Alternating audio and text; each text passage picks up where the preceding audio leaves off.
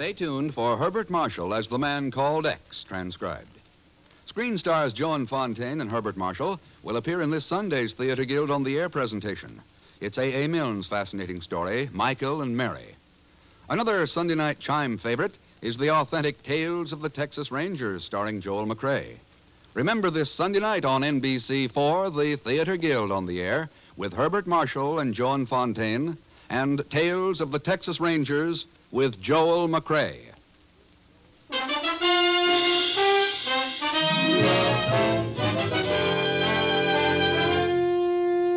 The National Broadcasting Company presents Herbert Marshall as Ken Thurston, the man called X. Wherever there is mystery, intrigue, romance, in all the strange and dangerous places of the world, there you will find the man called X.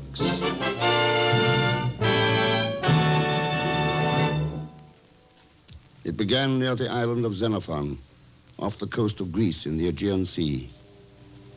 Began when a giant transport plane came plunging helplessly down from the clouds to the sparkling blue waters below.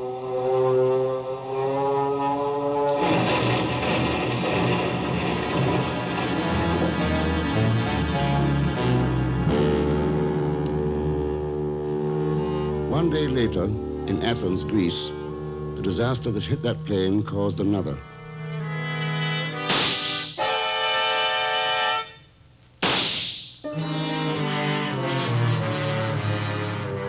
And it was then that a gray-haired, simply dressed woman paid a visit to the chief and me in the offices of the Bureau, high up above the teeming streets of New York City. Now, just why did you come here to the Bureau, Mrs. Mastos? You see, it was because of my son Arides. He lives in Athena in Greece, where I come from.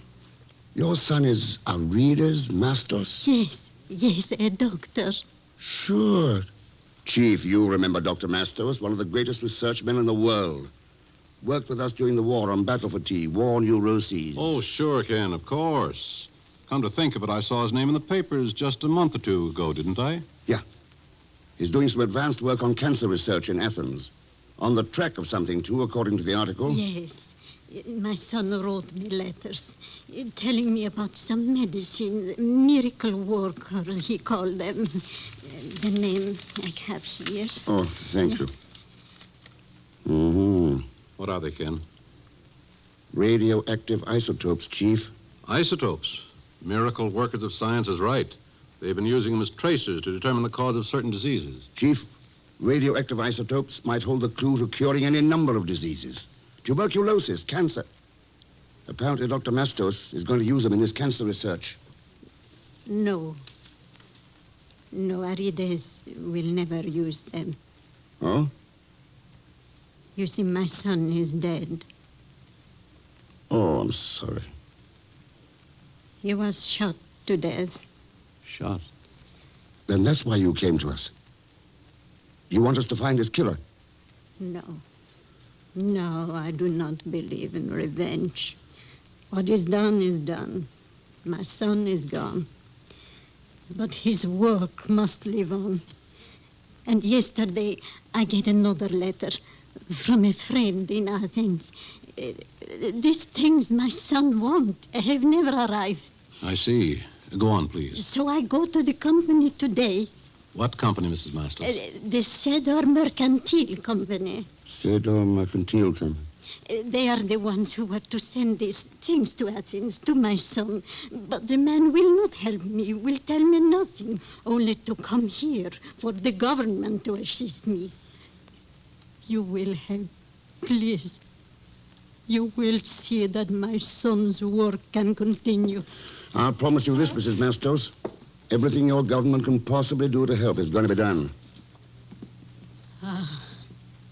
So that is good. I will go home now.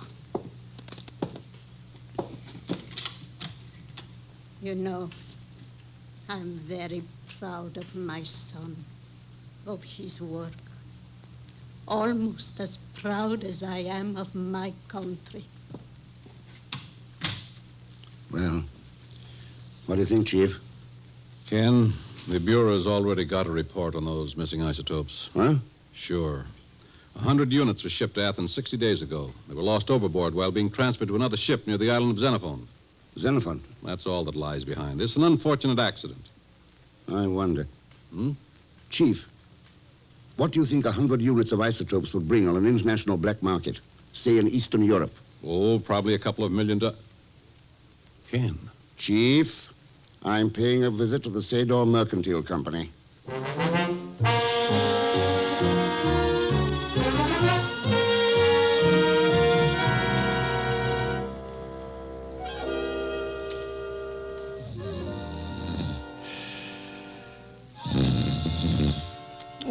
Pay the man out of petty cash, Herman. It's only $2 million. Sure. Don't be so impetuous, Prince Klepunik. You'll have to stand in line with the others. Pagan. Get your feet off that desk and wake up. I'll have your head for waking me up like this. Oh, hello, Mr. Thurston. Pagan, what are you doing here at the Sador Mercantile Company? Where? Oh, you mean here? Why, I'm the vice president and general manager in charge of mercantiles and things. So you're the one who sent Mrs. Masters to see me? Of course, I didn't know what she was talking about. Besides, I wanted you to find out about my salary. That big fat man hasn't been back since. What big fat man? The one who hired me 3 days ago. He hasn't been back since. And the joint is clean as a thistle. No papers, no supplies, no nothing. I think I got a fast brush up somewhere. Yeah. Were there any phone calls, any mail? Telephone is unconnected, and the only thing in the mail was this. I opened it accidentally, you understand? Oh, sure. Mm-hmm. Pagan, this is a shipping invoice. 3 days ago, 50 units of radioactive isotopes were shipped air express via Rome to a Dr. Mitter of Athens General Hospital. What does that mean? It could mean that the Sador outfit muscled in on $3 million worth of isotopes and are going to shoot them into Eastern Europe. But... That's right, Pagan. They flew the coop after this last shipment and left you holding a bag. Oh, Mr. Thurston, then I'm working for crooks and not even getting paid in salary. Oh, I feel sick. Yeah, so do I. And I'm going to see a doctor. What doctor? Dr. Mitter at the General Hospital in Athens.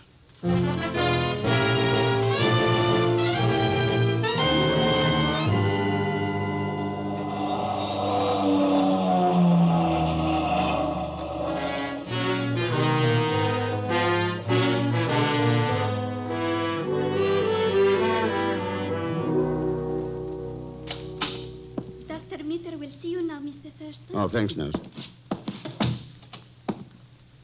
Well, You seem surprised, Mr. Thurston. I am. I didn't expect Dr. Mitter to be so feminine. Someone should have told you that the name is Eleanor Mitter. Won't you sit down? Thanks. You wish to speak with me concerning radioactive isotopes and our interest in them here at the Athens General Hospital. That's right. What can you tell me about him? We had a great man working at this hospital, Mr. Thurston. Dr. Aridus Mastus. I know. Do you also know that he was very close to determining the cause and the possible cure for cancer? So he applied for radioactive isotopes under the ECA grants to Greece. He did. And the hospital contracted with the Sador Mercantile Company to send the isotopes from the United States to Athens. 100 units of them? Yes. It's a pretty large order for one hospital to handle, isn't it? Cancer is a pretty large order for humanity to handle, Mr. Thurston. What happened to him? The first shipment was lost at sea. Wasn't another 50 units shipped by air express a few days ago? It was.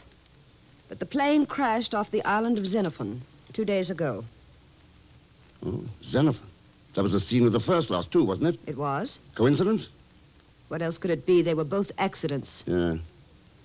What about Dr. Mastos' death, Dr. Mitter? Was that an accident, too? Dr. Mastus was murdered, Mr. Thurston, while resisting a bandit who was attempting to rob him. You're sure that's what it was? I am not interested in theories about murder. Only in carrying on Dr. Mastus' research, if I am able. Could you persuade your government to ship us still additional units of isotopes? It's asking us to stretch our generosity a bit, isn't it? We have no place else to turn. There's always the black market, Doctor. Mr. Thurston, there is no black market in radioactive isotopes. Yeah. Oh, well. Thanks for the information, Dr. Miller. I'll see if I can do anything for you. Bye, Doctor. Goodbye, Mr. Thurston, and thank you. Sparta 2573, please.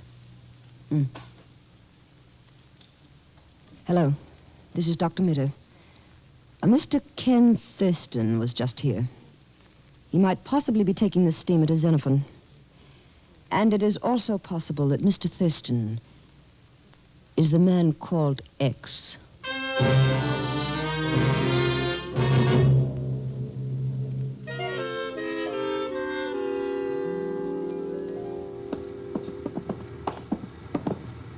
Mr. Thurston, how long do we have to travel in this cattle boat? Already my stomach is telling my nose to move away. Cheer up, Pagan. We'll be in Xenephon in 24 hours. Now, this should be our cabin. Here. Yes? Hello, you must be Colonel Creighton. And if I am? The passenger agent tells us we'll be sharing this cabin. The ship's pretty crowded and... Yes, I've already been informed of these miserable arrangements. The very idea of a member of the King's personal guard being forced to share his quarters with strangers. We're not complaining, Colonel. Why should you? Just bear in mind, please, that this enforced proximity does not entitle you to any social amenities. Now, if you'll excuse me, I shall leave for dinner. I trust the cabin shall be in an orderly condition upon my return. Well, What a stiff shirt. Am I going to tell him a couple of things or two? yeah, sure. Let's put our bags away, Pagan. Yep, come in. Well, good evening, gentlemen. Good evening. Your pardon for this intrusion. My name is Dmitro Sedov. Mr. Thurston, it's him, the big fat man. Yes, you recognize me. My girth is difficult to disguise. You crooked, no good, cheating me out of my salary. I'll have the law on you. I'll punch you black and blue. Mr. Thurston, do something. That won't be necessary, Pagan. Quite right, sir. Quite right. My apologies, Elsmith. A cable from Greece, unexpected business emergency, no time to notify you. Perhaps this will suffice for back salary? That measly little a C-note. $100? Yes, exactly. Are we still enemies, my dear sir? Oh, how did you ever get such a silly idea, Mr. Sater? My dearest friend. Now, if there's any little job... All right, Sado, let's have it. You didn't come in here just to settle up with Pagan. You have a keen mind, sir. A very keen mind. No, I came here as a friend to warn you. There is someone aboard this ship, sir, who intends to take your life. What makes you think so? My sources must remain a secret, sir. However, this much I can tell you. There is no one named Colonel Creighton connected with His Majesty's Guard. Ah. At the moment, the Colonel is dining with a last-minute passenger. The lovely Dr. Eleanor Mitter of Athens. There you have it, sir. My gesture of friendship. You mentioned two names as homicidal suspects. How about adding a third? A third, sir? Yeah. Dmitro Sedor. Yes, my dear sir. You're quite right. Yes, quite right indeed. Good night, my friends. Good night.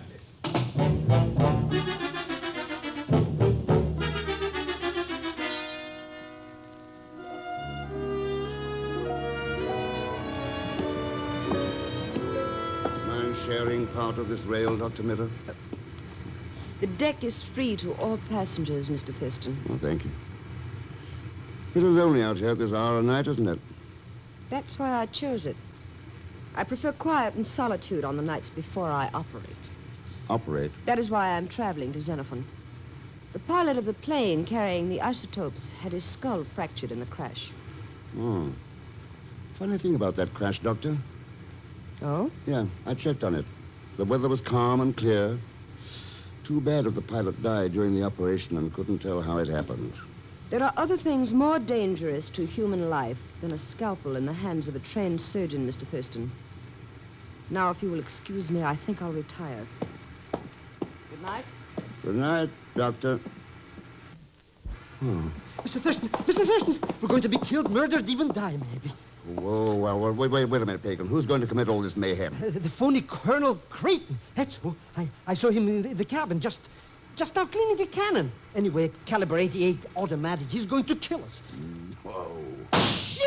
Down, get down!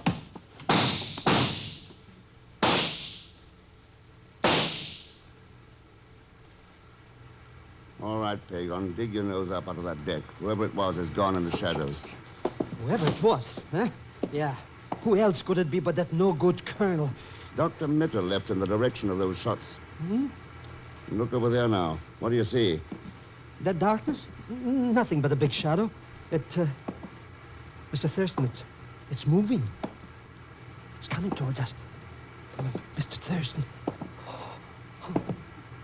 A pleasant journey, this one to Xenephon, is it not, Mr. Thurston? Yes, a very pleasant journey indeed.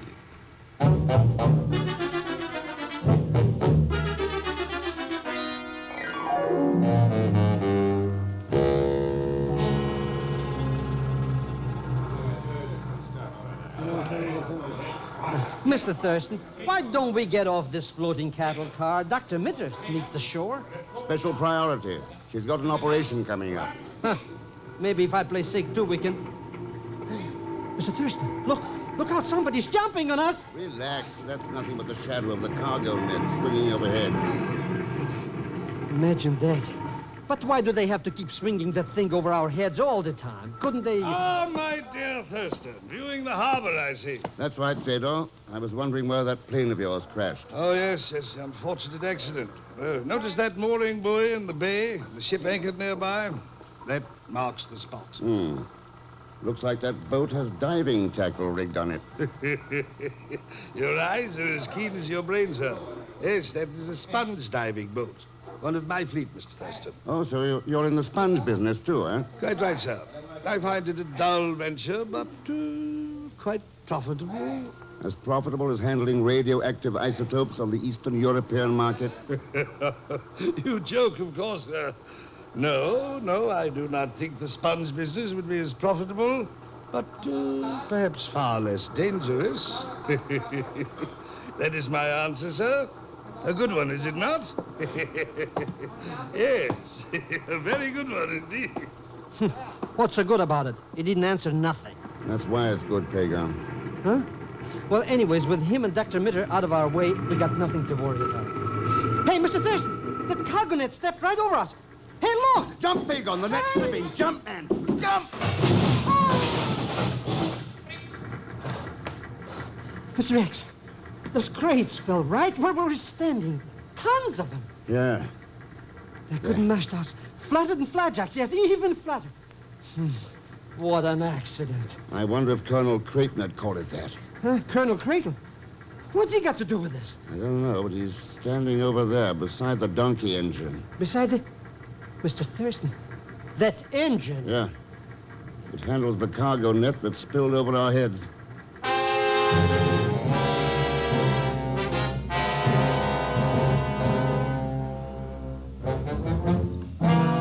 Pagan, here, take this money. Circulate around the village. See what you can buy with it. Learn if there's any black market for American goods. You know, cigarette, money, anything. Mm-hmm. Then meet me back here at the hotel. Mr. Cax, you don't abandon. But what are you going to do? Check on an operation. Huh? I want to see how dangerous a scalpel in the hands of Eleanor Mitter can really be.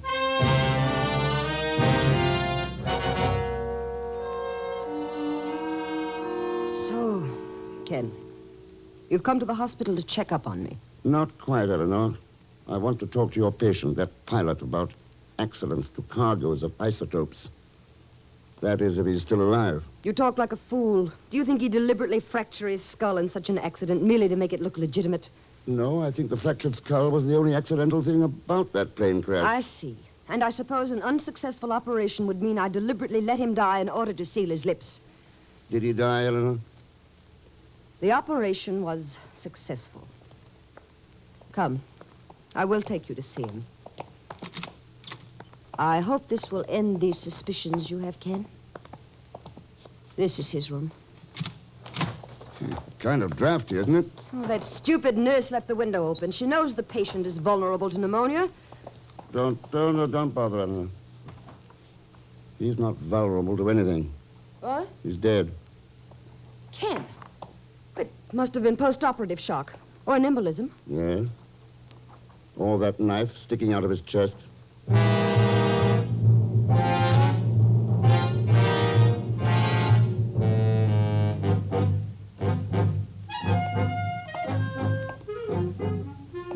Now, let me see. Mr. X gave me 200 clams. I spent only 100. Mm-hmm. If I give him back 30, that makes a profit of $70. And not bad, not bad.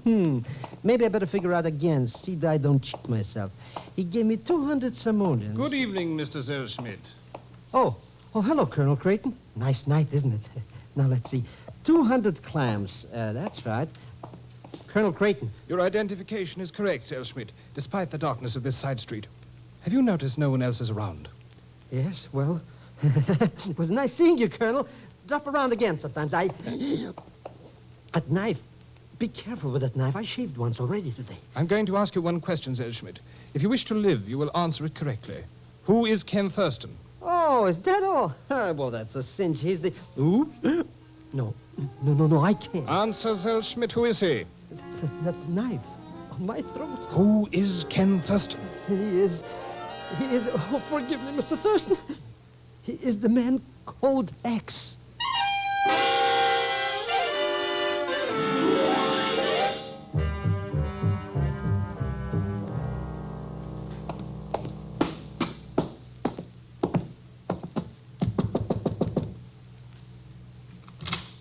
Ah, Mr. Thurston. Come in, sir. Please come in. Thanks. Oh, welcome. Surprise, sir. Most welcome.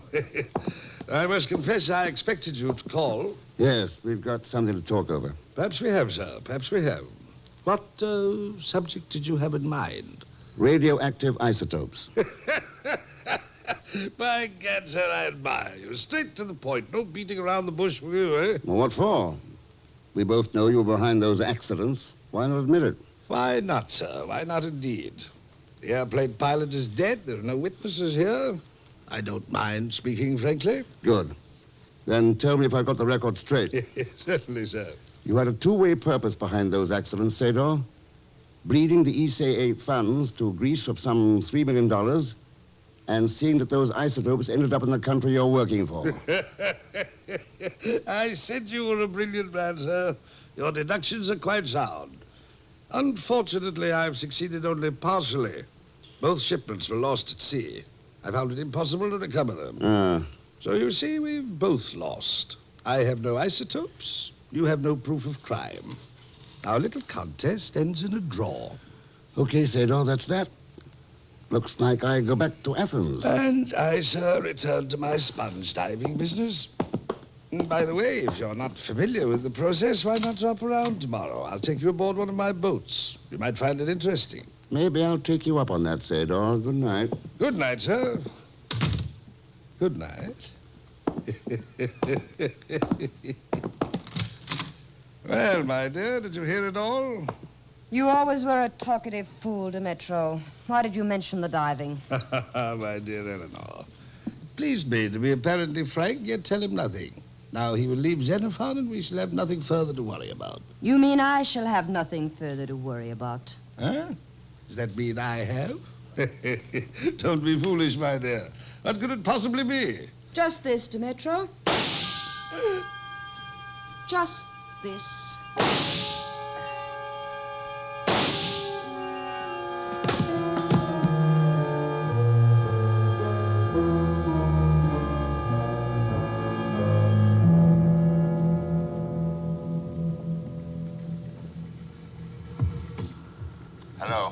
Hello, Pagon. Can you hear me? Is this diving suit telephone working all right? Clear like a shell, Mr. Thurston. Good. How's the motor operating the air pump? That little putt-putt is purring like a puppy. See that it stays that way. I'll keep it running smooth like a carpet. Unless maybe the crew of this boat is coming back. Don't worry. They've ordered to stay away officially. Then who's coming this way in a speedboat? Speedboat? Well, what do you know? It's that pretty little pill peddler, Dr. Hello Mitter. there. Hello. Is that you, Mr. Zellschmidt? That's right, Miss Dr. Mitter. Welcome on board. Oh, thank you. And Mr. Thurston, where is he? I must speak with him at... The air pump.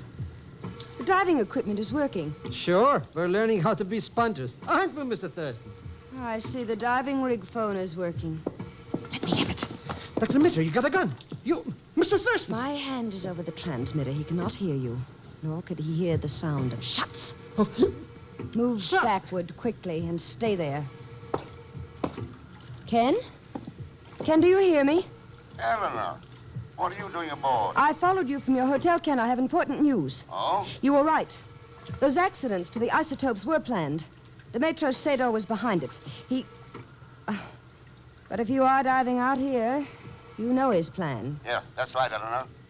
He had his agents dump the isotopes into the ocean to make the accidents look legitimate. Then he'd recover them with his sponge divers. As you are trying to do now. The isotopes are right below the boat, Eleanor. A diver can get to them in the morning. So my work's almost over for the night. Ask Pagon to pull in the lines, will you? First, darling, I think you should know something. Demetrio Sador has a partner. I was working with him. Were you, Eleanor? But now that Sador is dead, all the profits shall be mine. Sador dead? Yes, darling, I disposed of him. As I did with the pilot. And as I am going to do with you. Pretty confident, aren't you? Why shouldn't I be? You'll find it rather difficult to breathe down there with your air supply gone. Too bad it had to end this way, darling, but... Goodbye. Dr. Mitter, the air pump, it stopped. Mr. Thurston. Yes, Zellschmidt. And now it is your turn. Mr. Thurston, help! Oh, you fool. He cannot help you now. He Where is... you're wrong, Eleanor. You... Better take our gun, Colonel. With pleasure. Let me have it, Doctor. All right, Thurston. You're alive. And Colonel Creighton. Of the Athenian Secret Intelligence. Sure. You made a mistake not seeing the telephone wire going into the cabin. What? No, Pagon. Her mistake was trading in her physician's oath for a handful of money. She's going to pay for that mistake now. Yeah. So will all those who trade in the same kind of coin. Someone said it long ago, much better than I. Remember? What is a man profited if he shall gain the whole world and lose his soul?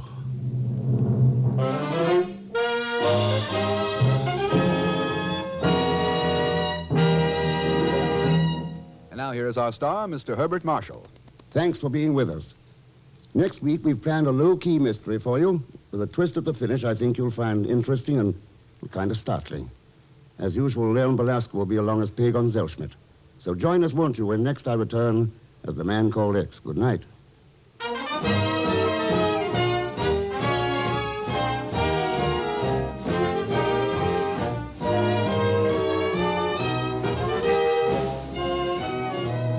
The Man Called X, starring Herbert Marshall, is a J. Richard Kennedy production and is directed by Jack Johnstone, with music composed and conducted by Felix Mills.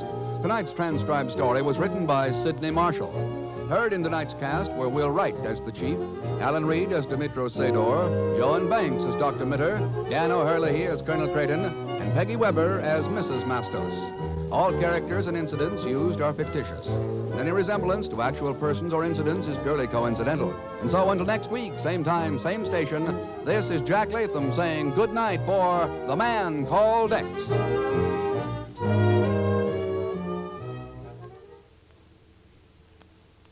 3 chimes mean good times on NBC.